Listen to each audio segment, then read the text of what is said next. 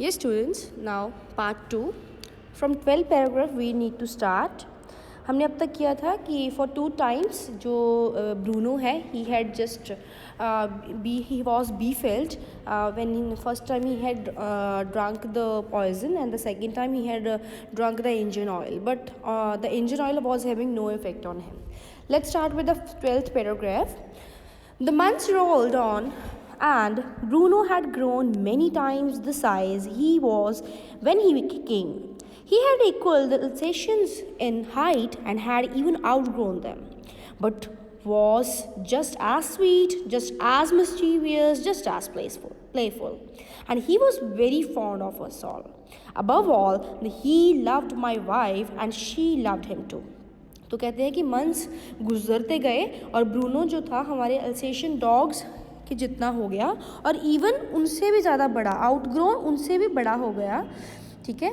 अब लेकिन अभी भी वो उतना ही स्वीट था, उतना ही मिस्चीवियस नॉटी था, ठीक है, शरारती था, उतना ही प्लेफुल था, लेकिन वो हमें बहुत प्यार करता था और स्पेशली मेरी वाइफ को बहुत प्यार करता था और वो भी उसको बहुत प्यार करती थी. She had change his name from Bruno to Baba, a Hindustani word signifying small boy, and he could do a few tricks. So, what were the tricks? Let's see. And he could do a few tricks too.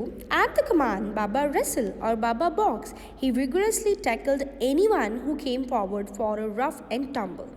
And he give him a stick and say, Baba, hold a gun. And he pointed the stick at you. Ask him, Baba, where is baby? Then he immediately produced and tread affectionately a stump of wood which he had carefully concealed in his straw bed. But because of the tenants' children, poor Bruno or Baba had to be kept chained most of the time. तो ऐसे क्योंकि अब जो narrator की wife है she has named from Bruno to Baba. अब बाबा उसका name रख दिया, पहले ब्रूनो था जो कि जिसका मतलब क्या है हिंदुस्तानी वर्ड में एक स्मॉल बॉय. अब जो बाबा था he would do few tricks, वो बहुत सारे ट्रिक्स करता था, कुछ ट्रिक्स करता था. जब उसे बोला जाता था कि बाबा रेसल तो वो किसी को भी विग्रसली मतलब एक्साइटमेंट में वो किसी को भी आगे लेकर उसको रफली थोड़ा सा मतलब ऐसे बॉक्स करने लगता था या टंबल उसको गिरा देता था. या फिर कई बार उसको जब स्टिक देते थे गिव हिम अ स्टिक और उसको बोलते थे बाबा होल्ड अ गन, तो वो अपनी स्टिक आपकी ओर पॉइंट कर देता था. और जब उसको बोलते थे बाबा वेयर इज़ बेबी, तो वो उसी वक्त इमीडिएटली वो एक अपनी मतलब गोदी में जो उसने स्टम्प्स ऑफ वुड थोड़े बहुत लकड़ियों के टुकड़े छोटे छोटे रखे हुए थे मुड़े हुए, वो उनको गोदी में रखकर मतलब क्रेडल एज अ बेबी उसको बिहेव करने लग जाता. अच्छा, वो जो स्ट्रॉ है वो उसने केयरफुली अपने बॉक्स में अपने स्ट्रॉ बेड में कंसील करके छुपा के रखा हुआ था.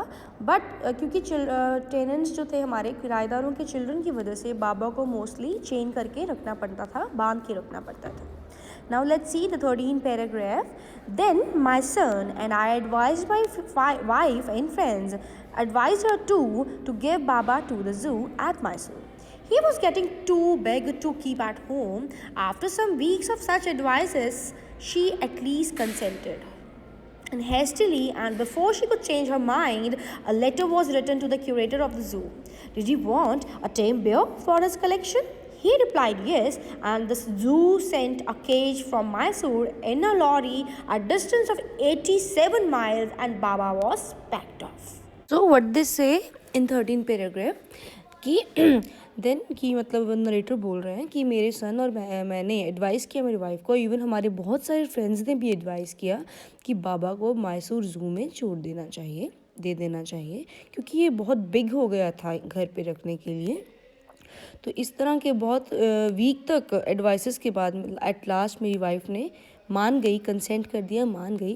देन हेस्टली बहुत जल्दी से हमने फिर एक कॉल किया क्यूरेटर ऑफ द ज़ू. इससे पहले कि मेरी वाइफ चेंज करती अपने माइंड को, हमने उसे क्यूरेटर से पूछा कि क्या वो एक टेम बियर लेटर उन्होंने लिखा, तो पूछा कि if he wants a tame bear for his collection. Then he replied yes. Then उन्होंने एक केज भी भेज दिया एक लॉरी में, ट्रक में. एंड देन 87 माइल का जो रास्ता तय करके जो ब्रूनो को यानी कि बाबा को वहाँ पे भेजा गया, पैक्ड ऑफ भेजा गया. Then next देखिए 14th paragraph. We all missed him greatly, but in a sense we were relieved. My wife was inconsolable and she wept and fretted. For the first few days she would not eat a thing. Then she wrote a number of letters to the curator. How was Baba? Back came the replies, well, but fretting he refuses food too. तो 14th में क्या बोल रहे हैं कि हम सब जो थे बाबा को बहुत मिस कर रहे थे, लेकिन असल में हम चैन का सांस भी लिया था. क्यों था? Why they took a sigh of relief? क्योंकि मतलब Baba has grown to a big size और दे वर थिंकिंग कि it's a very big animal to be kept and can be dangerous for the children or other members of the family. Then मेरी wife को लेकिन console करना, उनका जो ध्यान भटकाना बिल्कुल उसको बहुत ही इम्पॉसिबल हो रहा था. शी वेप्ट, वो रोई और फ्रेट किया उन्होंने. तो वो रोती थी और फ्रेट करती थी, बहुत ही चिड़चिड़ी हो गई थी, फ्रेटेड. और इवन पहले के कुछ दिनों तक तो उन्होंने कुछ खाया भी नहीं था. Okay, refuse to eat anything. तो इवन देन शी रोट, बहुत सारे उन्होंने लेटर्स लिखे क्यूरेटर को, हाउ कैसा है बाबा. एंड देन ये रिप्लाई आता कि बाबा जो है वो भी बहुत चिड़चिड़ा हो गया है, फ्रेटिंग कर रहा है और इवन कुछ खा भी नहीं रहा. तो 15th पैराग्राफ देखिए. After that, friends visiting Mysore were begged to make a point of going to the zoo and seeing how Baba was getting along. They reported that he was well but looked very thin and tired, and all the keepers at the zoo said he was fretting. For 3 months, I managed to restrain my wife from visiting Mysore. Then she said one day, I must see Baba. Either you take me by car or we'll go myself by bus or train. So I took her by car. तब देखिए 15 paragraph में क्या है कि जो friends हैं, जो भी फ्रेंड्स मैसूर विज़िट करते थे, उनसे ये रिक्वेस्ट, बेगिंग की जाती थी, रिक्वेस्ट की जाती थी कि वो बाबा को विज़िट करे ज़ू में जाकर. और देन वो क्या आके बताते थे कि बाबा वैसे तो ठीक है लेकिन बहुत ही पतला और सैड लग रहा है. इवन कीपर्स भी बोलते थे कि वो बहुत चिड़चिड़ा हो गया है. और 3 महीनों तक तो कहते हैं नरेटर कि मैंने अपने वाइफ को रोके रखा, रिस्ट्रेन किया, रोके रखा मैसूर जाने से. लेकिन एक दिन उन्होंने बोला कि मुझे बाबा को देखना है, आई मस्ट सी बाबा. या तो आप कार पे ले जाओ या फिर मैं अपने आप बस या ट्रेन से चली जाऊंगी. देन मुझे वहाँ पे उनको कार पे लेके जाना पड़ा. Then देखिए 16th paragraph. Friends had conjectured that the bear would not recognize her, and I had also thought so. But while she was some yards away from his cage, Baba saw her and recognized her. He howled with happiness. She ran up to him, patted him through the bars, and he stood on his bed in delight. तो 16 paragraph क्या है कि मतलब कहते कि जैसे मैं लेके गया तो मेरे फ्रेंड्स ने भी ये कंजेक्चर्ड, क्या है, गेस किया. जब हम फ्यूचर को गेस कर लेते हैं, और मैंने भी ये गेस कर रहा था कि बाबा उनको, मेरी वाइफ को नहीं पहचानेगा. लेकिन जैसे मेरी वाइफ थोड़ी याद दूर ही थी अभी बाबा के केज से कि बाबा ने उसको पहचान लिया और वो हाउलिंग आवाज़ें लगाने लग गया, हैप्पीनेस में आवाज़ें निकालने लग गया. और वो मेरी वाइफ देन भाग के उसके पिंजरे के पास गई. उन्होंने उसे पेट किया, सहलाया बार्स में से. एंड देन वो अपने हेड पे, अपने सिर पे खड़ा हो गया खुशी से. ठीक है. Then for the next 3 hours, she would not leave that cage. She gave him tea, lemonade, cakes, ice cream, what's not. And then closing time came, and we had to leave. My wife cried bitterly, Baba cried bitterly, and even the hardened curator and the keepers. So the curator felt depressed.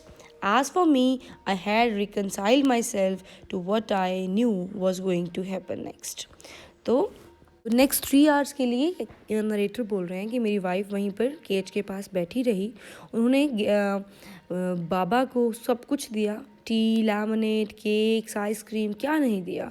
और अब closing time आ गया और मेरी wife बहुत फूट कर, bitterly बहुत फूट कर रोने लगी, और बाबा भी.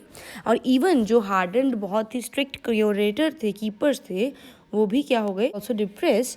And for me, I reconcile, मैंने अपने आप को समझा लिया था कि अब नेक्स्ट क्या होने वाला है.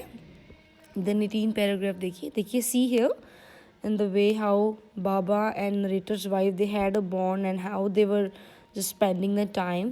Okay, then 18th paragraph देखिए. Oh please sir, she asked the curator, may I have my Baba back? Hesitantly he answered, madam, he belongs to the zoo and is government property now. I cannot give government property. But if my boss, the superintendent at Bangalore, agrees, certainly you may have him back. तो फिर मेरी wife ने curator को request की, please sir क्या मैं अपने बाबा को वापस ले सकती हूँ? तो क्यूरेटर ने हेजिडेंटली झिझकते हुए ये आंसर किया कि अब बाबा जू से बिलोंग करता है, ये गवर्नमेंट प्रॉपर्टी है, मैं गवर्नमेंट प्रॉपर्टी को इस तरह से नहीं दे सकता, लेकिन अगर मेरे बॉस मान जाएं, जो कि सुपरिटेंडेंट है बेंगलोर में है जो, तो शायद आपको ये मिल जाए. तो 19 देखो, there followed the return journey to Bangalore and a visit to superintendent's bungalow, a tearful pleading, Baba and I are both fretting for each other. Will you please give him back to me? He was a kind-hearted man and consented. तो फिर back journey फिर बेंगलोर में हुई, तो हमने फिर कहते हैं कि सुपरिटेंडेंट के बंगलो में विज़िट किया. देन एक बहुत ही रोते हुए, टीयरफुल प्लीडिंग, रोते हुए हमने रिक्वेस्ट की मेरी वाइफ ने कि बाबा और मैं, हम दोनों बहुत ही फ्रेट कर रहे हैं, बहुत ही मतलब चिड़चिड़े हो गए हैं, एक दूसरे के लिए तड़फ रहे हैं, क्या प्लीज़ आप मुझे मेरा बाबा बैक दे दोगे?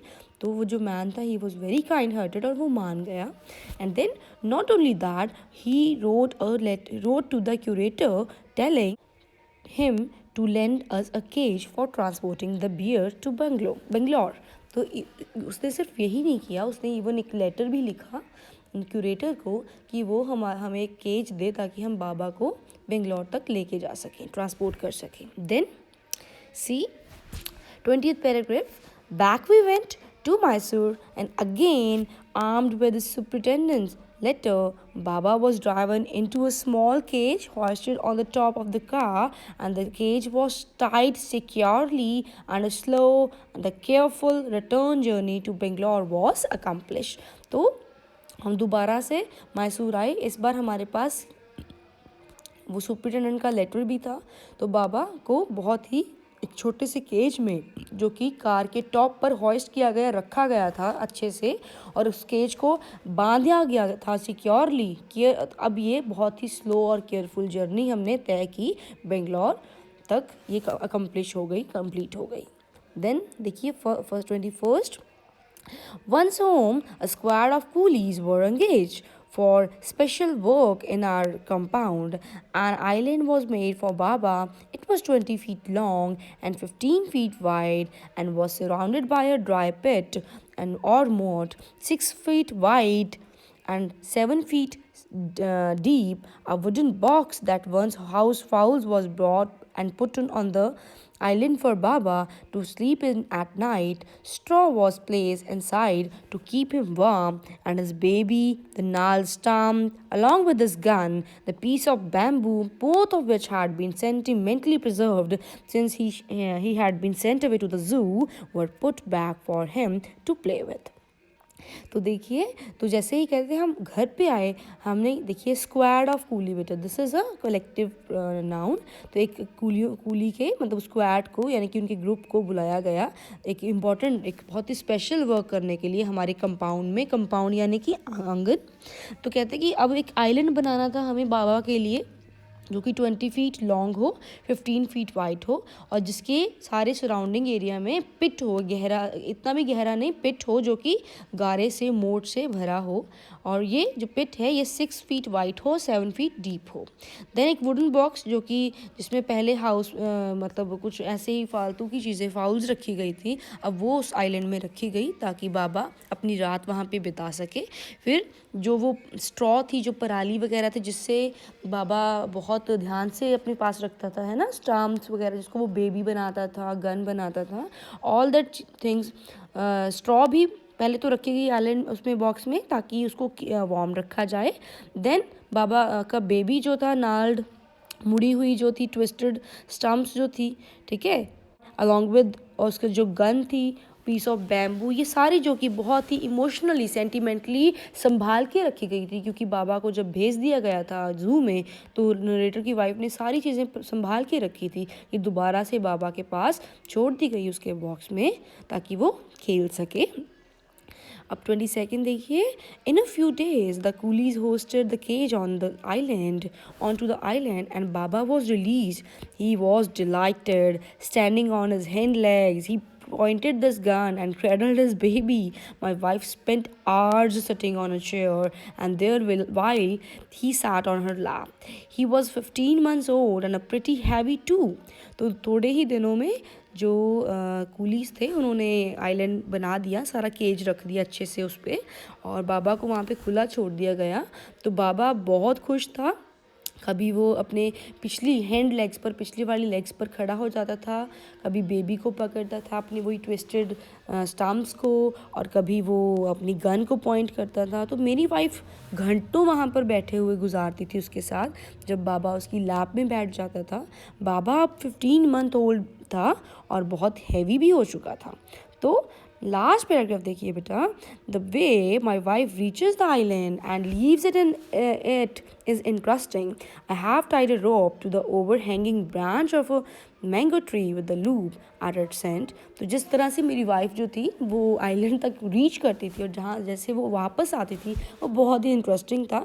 एक्चुअली नरेटर ने क्या किया था, मैंगो ट्री के साथ उसकी एक टहनी के साथ एक रस्सी का लूप बनाकर बांध दिया गया था और उसको फिर नीचे आइलैंड में भी छोड़ दिया गया था वो रस्सी को. तो जो putting 1 foot in the loop, she kicks off with other to bridge the 6 feet gap that constitute the width of the surrounding pit. तो इस तरह से वो रस्सी वो लूप्स के ऊपर पैर धर के किक करते हुए वो 6 feet का जो रास्ता था, रास्ता यानी विड्थ थी ना, जो पिट का विड्थ थी अप टू केज, वो मतलब किस तरह से जॉइन करके उसको मतलब निकलती थी. एंड देन उसकी रिटर्न जर्नी भी ऐसे ही होती थी, यानी कि जैसे ही वो वापस आती थी. But who can say now that a sloth bear has no sense of affection. लेकिन कौन कह सकता है कि एक स्लॉथ बियर का सेंस ऑफ अफेक्शन नहीं होता है, उनकी कोई मेमोरी नहीं होती है या फिर उनमें कोई पर्सनल करेक्टरिस्टिक्स नहीं होते हैं. So this is the chapter students in which very beautifully it has been brought out that there is a great sense of love and great sense of bond between a human and an animal, because animal are the best friends of human, and they have the sloth bears even particularly, they are having the individual characteristics. Read this chapter, watch this video, and write and learn all the textual questions from your companion. Thanks. Have a nice day.